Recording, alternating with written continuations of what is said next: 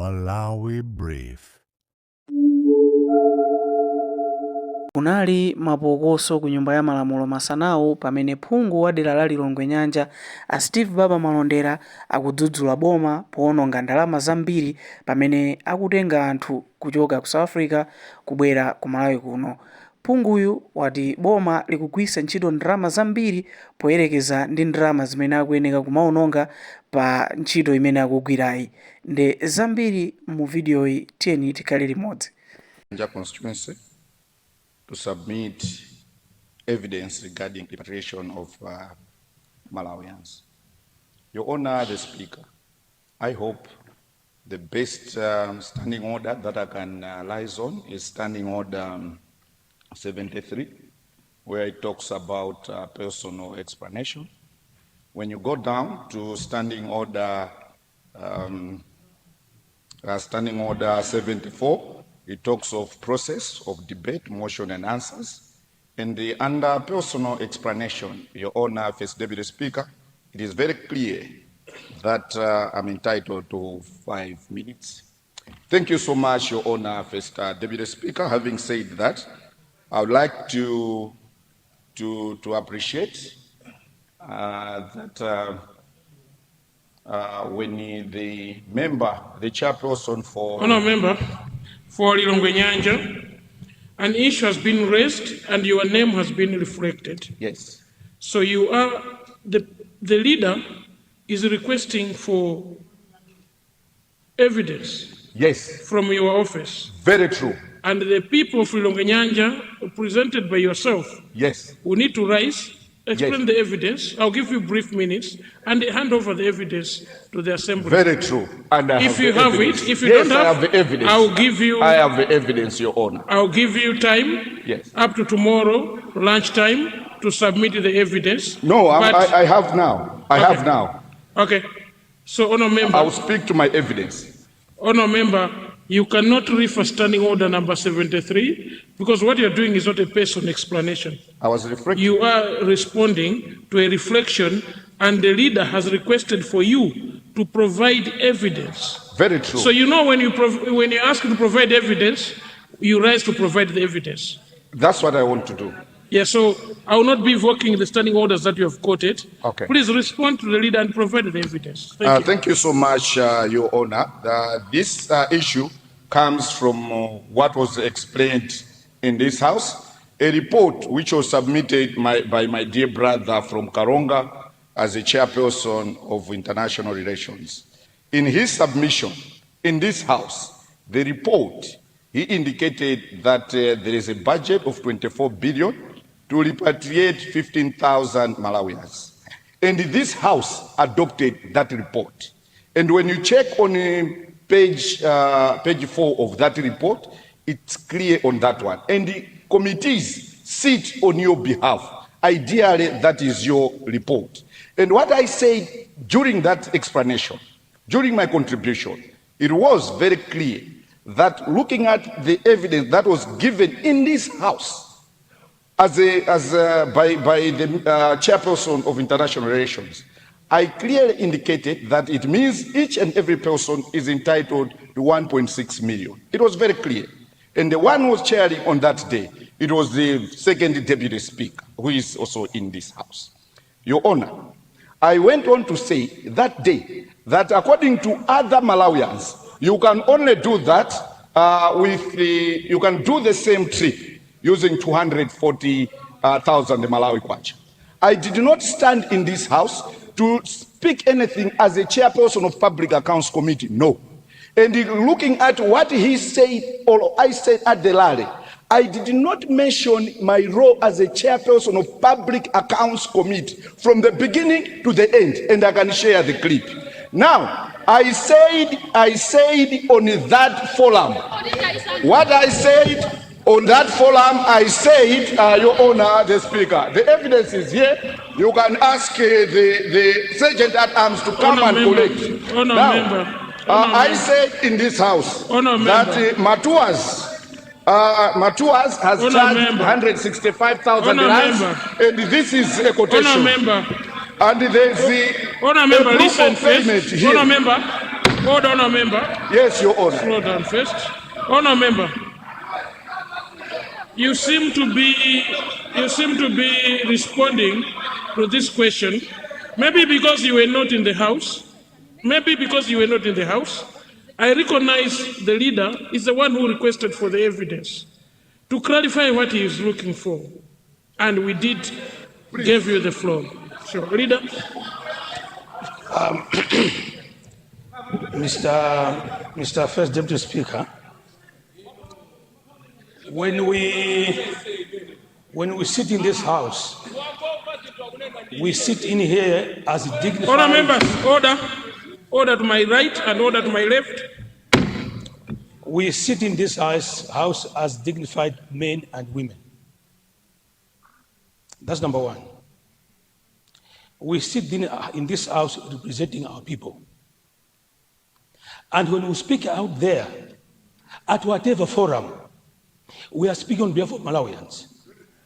And where we are misrepresenting facts deliberately, some of us that are well-meaning will not take that line down. Will not. I would like to place this matter on record. The honorable member sitting over there is chairman of a public accounts committee.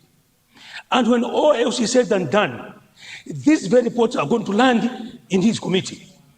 Now he stands out there in public and alleges that money is being stolen. 1.6 billion kwacha for a passenger, they're stealing 1.1 million kwacha. Stealing, that's the word he used. He has already condemned public officials in this matter. That when the report comes to his committee, they're already condemned by his committee. Because the chairman is already, accusing them of stealing. That, Mr. Deputy Speaker, is unacceptable. Being a chairperson of that committee, having said that in public, he is not suitable to remain chairman of that committee. He's not. As leader of this house, I will not allow that kind of mediocrity in this house. I will not. And therefore, if he has no evidence, he must simply apologize. Otherwise, I'm going to put my members to remove himself from that committee.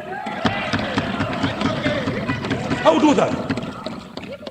So he must offer an apology to this house unequivocally. That's what I want. Otherwise, what he's talking about is neither here nor there. He has no information, he has no facts. All I would like to say is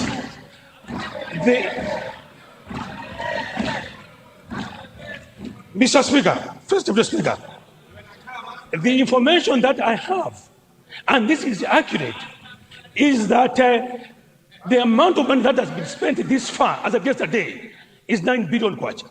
And the money has been used to repatriate 42,000 Malawians. I don't know where he got that information from.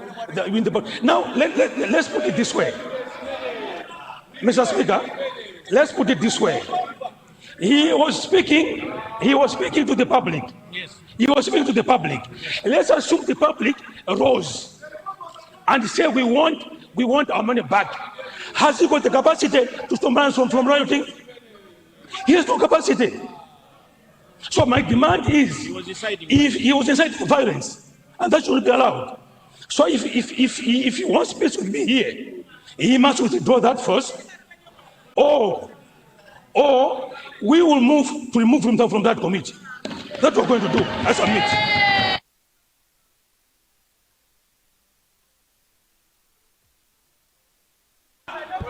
Honour members, you cannot be rising on a point of order.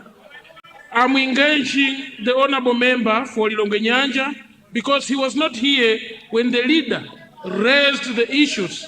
Now that Lilongwe Nyanja has heard what the leader has explained, and the evidence, what was needed, Lilongwe Nyanja, was for you to respond and bring the evidence. So, honour member for Lilongwe Nyanja, I'll give you the floor, this time for 2 minutes, and then I'll close this issue. Thank you. Thank you so much, Your Honor. What I said at that rally was very clear that 70 Malawians were repatriated, and one on Kenan paid 165,000 lands. and I have evidence of payment. I'll start with a quotation from Matuas, 21st July 2026. Passenger, quantity, one passenger at 248, and there were 70 passengers. The payment is here, 165,000 rands. This is here. On top of that, there's a bank transfer here. It was dated 2026-07-2024. Time done 22:57. Transfer ID 7B97BRNQ by Mr. Wakisa Makikunga. Honour member, when you are given the floor, the same presiding officer who gives you the floor has the power to withdraw that floor. So when I ask you to present yourself in an orderly manner, please do so. Honour member, we are not. Can you please submit, according to information that you give in the House, can you please submit the information that you are carrying? Honour member, that information will be processed by Parliament and a ruling will be made based on the information that you have presented. Sergeant Adams.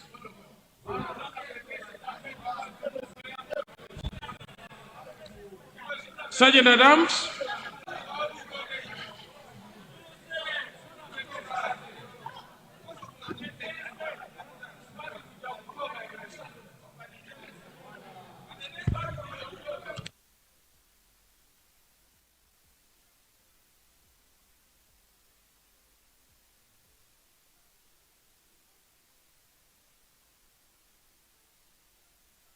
Thank you very much, Honour Member. Your documents have been duly received and they'll be processed by the Speaker, and you'll be given feedback on the evidence that you have provided. Deputy Leader, you have the floor. Thank you very much, Mr. First Deputy Speaker. Mr. First Deputy Speaker, I wouldn't necessarily want us to go back because it looks like the matter is now in your office. How I wished the honourable member could have risen and explained the source of his 1.1 million that government is stealing. Because in the speech that he made at the rally, he said that we have spent 1.6 million per person from South Africa, and in that process, government has stolen 1.1 because the cost to transport a person from there and back is 500,000. How I wished. But he is a chairperson of Public Accounts Committee, and I was a chairperson of Public Committee. He knows the gravity of what he has done. He knows the gravity of what he has done. This report, I rose in this House, I said that whatever expenditure, you have the liberty as chairperson of committee, Public Accounts Committee, to call the officers to come and explain before you. You don't have to judge them before they have presented themselves to you. Now, here is a chairperson who is going about condemning people before they are being held, condemning them. My brother, you needed to apologize. You need to apologize. No, my brother, apologize. Otherwise, what you have done, he has to apologize. And I would want to bring the First Deputy Speaker, let me finish. I want to bring you back to 2022. I was chairperson. I was removed there was a petition to remove me as chairperson by the members of the committee because of conflict of interest. When there is a conflict of interest, members are liberty to remove their chairpersons. I would want to urge the members of the Public Accounts Committee, you must do the needful to remove this person. He's not fit to be a chairperson of Public Accounts Committee. Thank you very much. Thank you, Deputy Leader. Thank you very much. Honourable members, let me guide the House as such. The issue at hand, if you see the standing order that was even quoted, honourable members. Standing Order 96. Mr. First Deputy Speaker,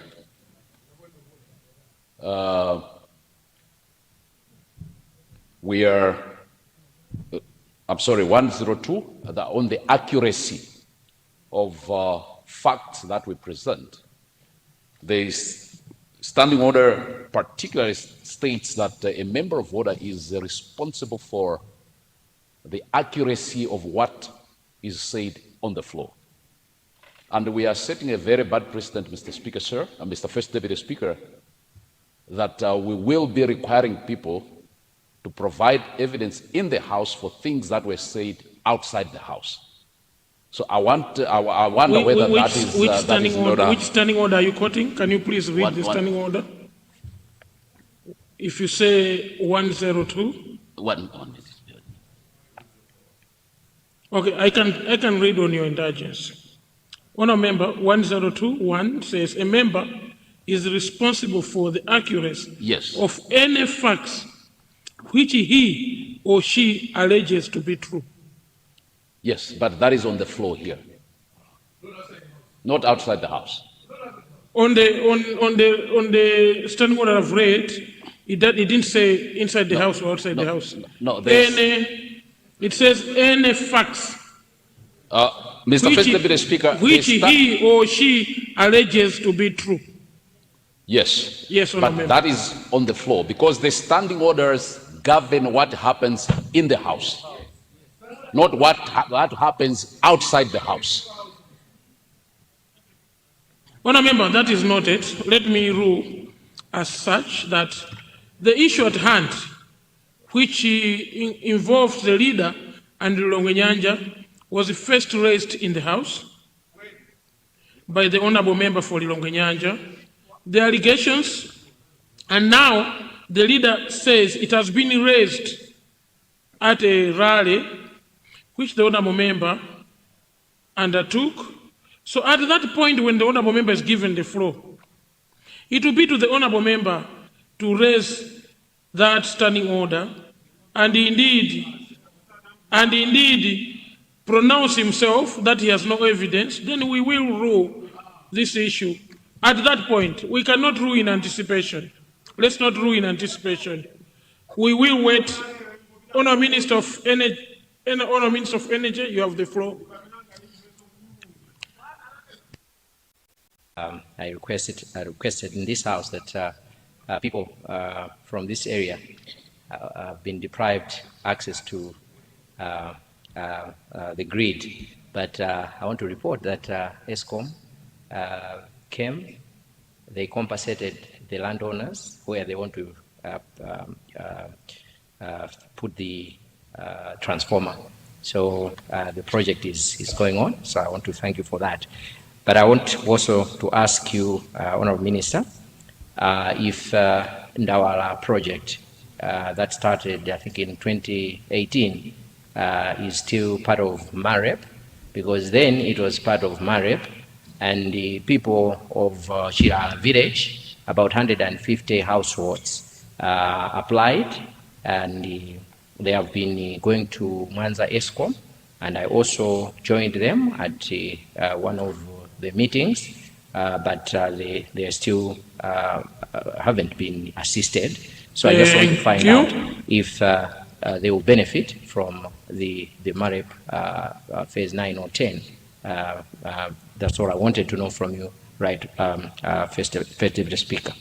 Thank you. The supplementary would like to commend the Minister of Energy for the steps that have been taken to boost energy in the country.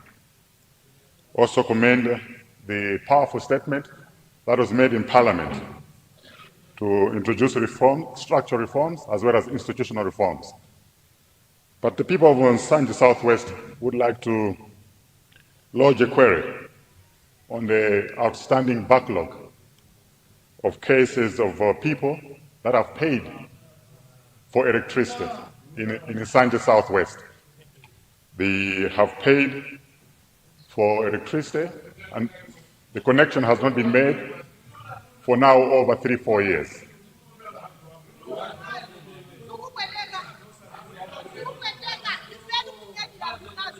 First Deputy Speaker, sir. First Deputy Speaker, sir.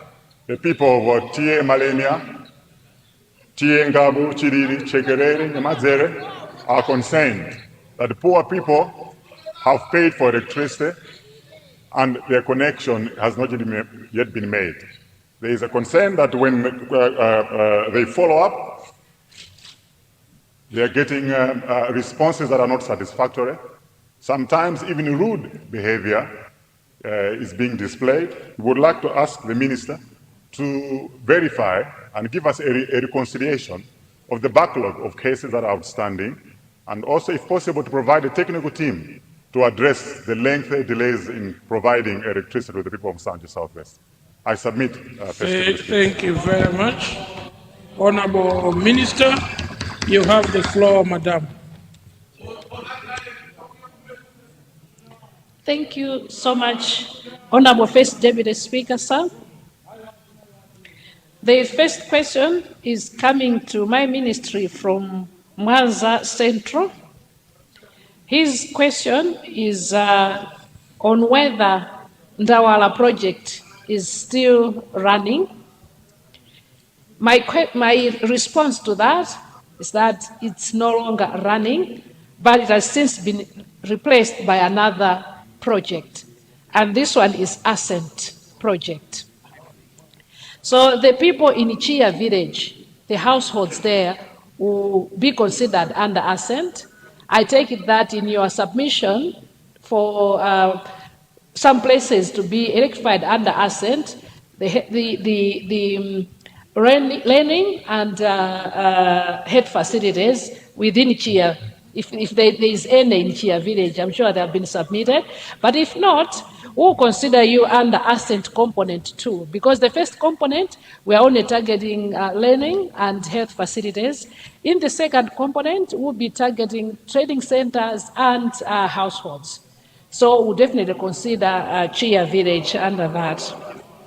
Thank you.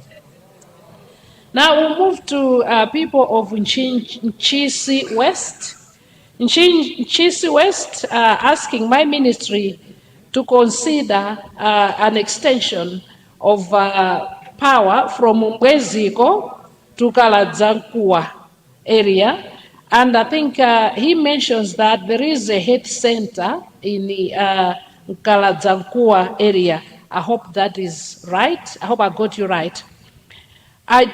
If Kaladzankuwa is within 500-meter radius, I take it that you submit that to be considered under Ascent component 1, because this is where we are targeting health centers as well as primary schools.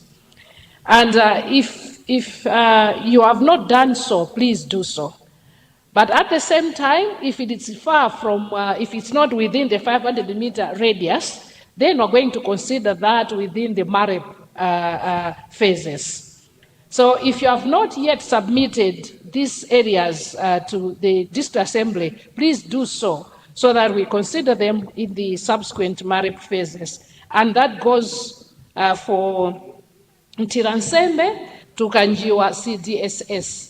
If you have not submitted, please do so, then we'll consider under MAREP, the next phase of MAREP. Honorable First Deputy Speaker, sir, let me now move to Nsanje Southwest.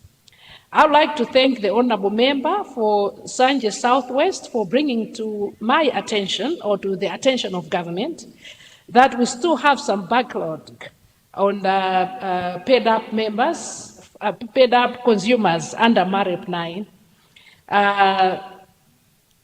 And I think I've shared in this house before that I think we have discovered that. We have done some audits of MAREP 9, And we noted that we've got some gaps, some backlog, and for sure we're going to move in and make sure that those areas that are lagging behind, we get them connected. But I think from what I've gotten from the member, it's nothing to do with actual installation of ESCOM infrastructure, but I think it's other distribution from our existing infrastructure to the consumers.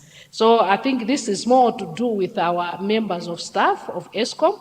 I will be investigating this, and my only request from the honourable member, if he can send this to me in writing, so that, and together with the serial numbers that have been given, the reference numbers, so that I'm able to follow what is happening in Sanje. Thank you so much, Honourable First Deputy Speaker, sir. Thank you very much. Honourable members, I did reserve my ruling on the first point of order that was raised by Lilongwe Mpenu.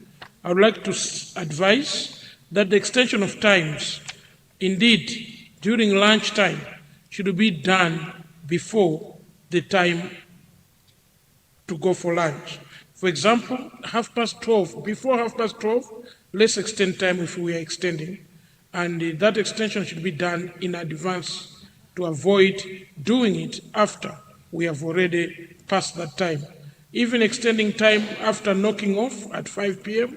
should be done in advance. This applies to both government day and private members' day. If it is 5 p.m. and we haven't extended any time, the chair has no power to extend time because our own standing orders do advise us. So I rule in agreement with Lilongwe Mpenu on that observation.